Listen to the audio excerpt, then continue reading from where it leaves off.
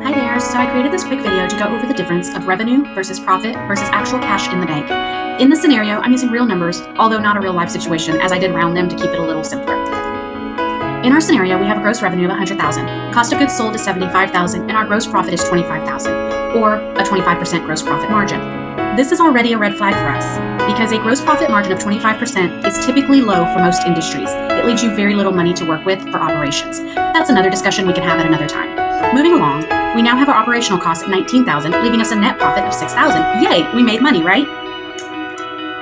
But here's the question we get most often. My P&L says I made money, but my bank account is lower than when I started. Okay, so let's move on to a few balance sheet items we really need to pay attention to. Our AR receivables was at $12,000. We made a credit card payment of $1,000, a loan payment of $1,500, and the owner needed to make some money too, so we took a draw of $3,000. This brings us to a total of $17,500 of money spent on the balance sheet, but we didn't look at it because it wasn't on the P&L. So in actuality, the bank account is at a negative $11,500 from where it was at the beginning of the month. This is why it is so important to pay attention to not only your profit and loss, but also your balance sheet, and to really understand cash flow and where your money is going. If you have any questions, feel free to reach out at any time, and I'll be glad to help explain it a little further. Thanks.